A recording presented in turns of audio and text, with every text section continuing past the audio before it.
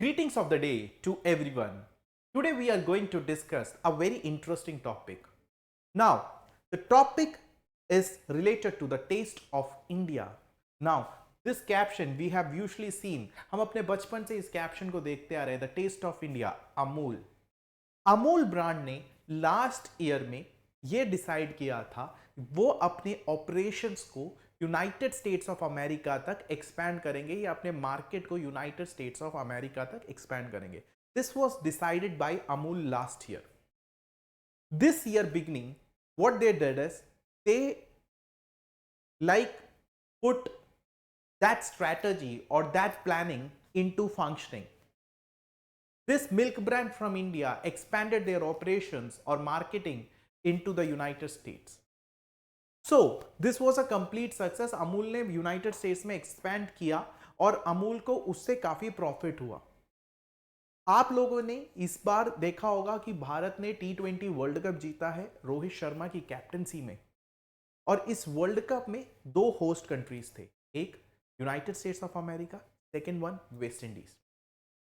दोनों host countries में आपने ये देखा होगा यूनाइटेड स्टेट्स ऑफ अमेरिका ने जो वर्ल्ड कप में जो जर्सीज पहनी थी उसमें अमूल ब्रांड को मार्केट किया गया था, अमूल के एडवर्टाइजमेंट्स। सो अमूल ये प्लानिंग बहुत टाइम से कर रहा था कि यूनाइटेड स्टेट्स ऑफ अमेरिका के मार्केट में अपना पैर जमाना है। अब अमूल ने क्या सोचा है कि they are planning to expand into Europe's market as well. अब हम देखते हैं कि अमूल के इस एक्सपेंशन से, इस वर्ल्ड वाइड ग्रोथ से भारत को क्या फायदा है, अमूल को क्या फायदा है और ग्लोबल कम्युनिटी को क्या फायदा है, और इसमें चैलेंजेस क्या क्या है। Now let us see the news.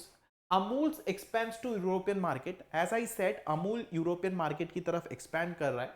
Amul is set to enter the European market by end of November 2024। तो अमूल यूरोपियन मार्केट में पूरी तरफ एंटर करेगा bye end of November 2024।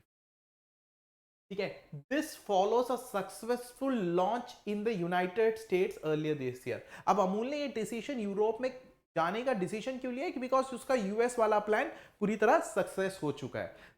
The Gujarat cooperative milk marketing federation operates under Amul brand.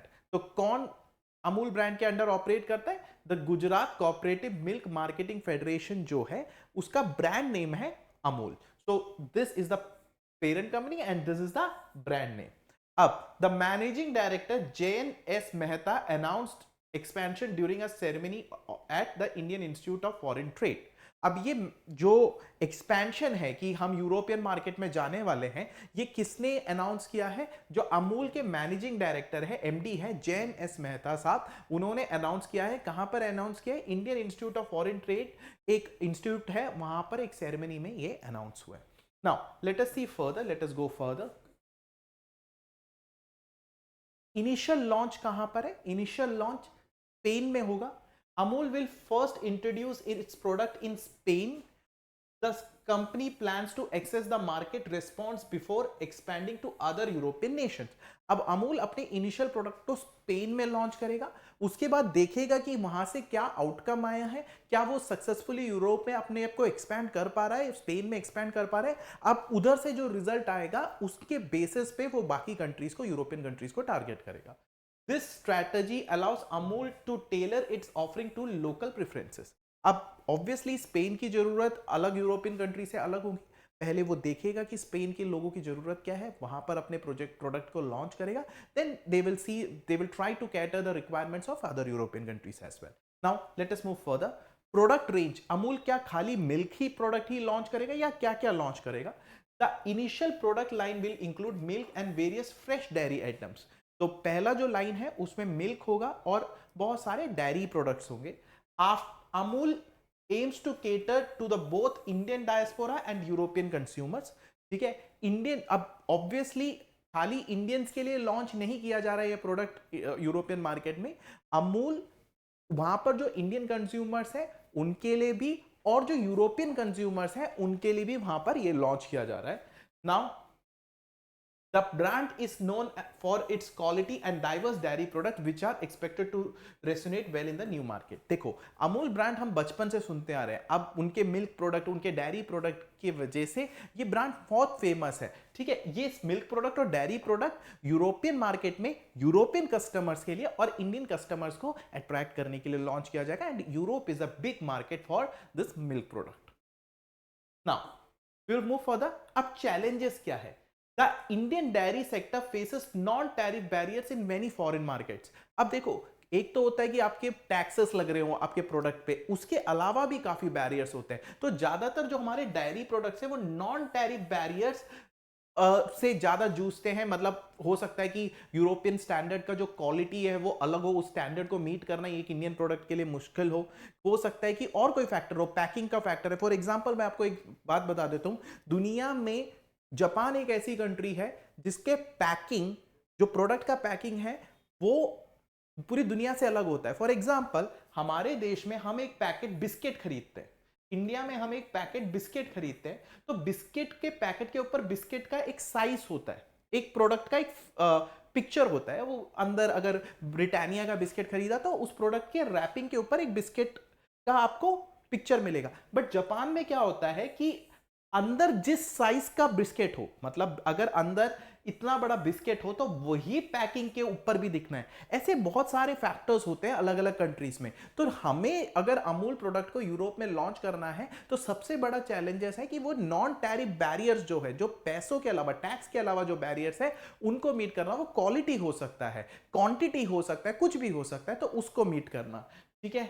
This barriers can hinder export growth, ठीक है। अब ये जो बैरियर्स है ये एक्सपोर्ट ग्रोथ को, जो अमूल का फॉरेन एक्सपेंशन है उस पर एक रोक लगा सकता है।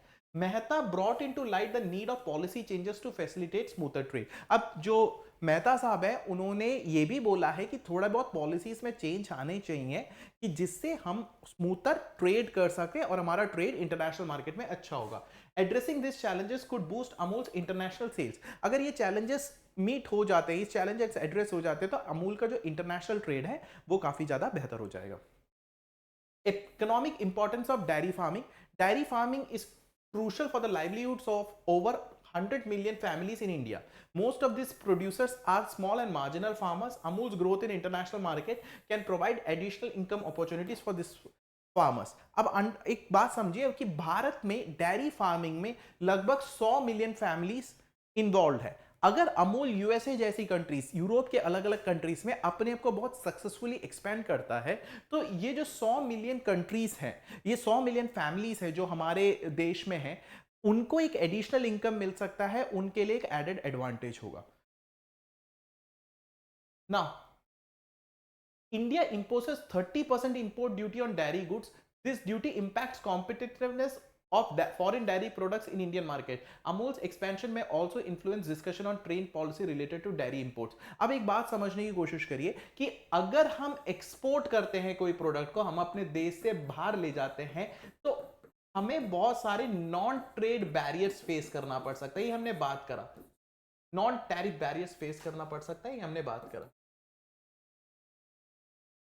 But at the same time हमारे देश में कोई डायरेक्ट प्रोडक्ट इंपोर्ट करता है तो लगभग उसमें 30% टैरिफ लगता है, 30% इंपोर्ट ड्यूटी लगता है। अब इस वजह से क्या होता है, 30% इंपोर्ट ड्यूटी की वजह से कोई भी फॉरेन कंट्री का कोई भी व्यक्ति हमारे मार्केट में नहीं आ पाता है, समझ रहे हैं। तो पहले तो हमें इसको भी डाइल्यूट करना पड़ेगा, तभी इंटरनेशनल कंट्रीज हमारे लिए भी एक रास्ता खोल के देंगी।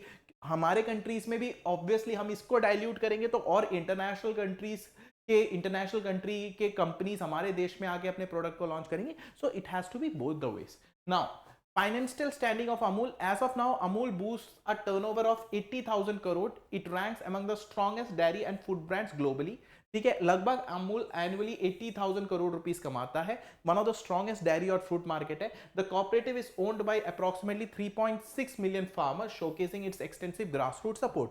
अब Amul is a cooperative society, बहुत सारे फार्मर्स हैं इसमें, इस सोसाइटी में, और इसमें 3.6 मिलियन फार्मर्स इसको ओन करते हैं।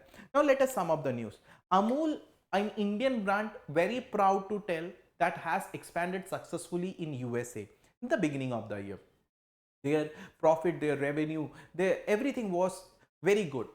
and they could match the standard what the like American continent demanded or the country America demanded. They also had an extensive marketing strategy.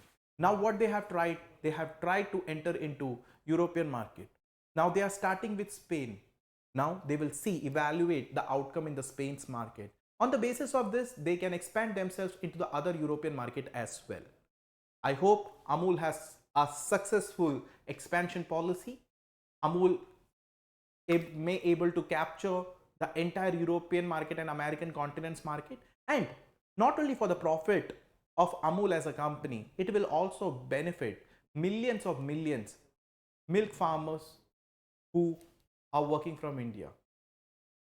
Let them also have a great life. That's all for the day. Thank you so much and have a nice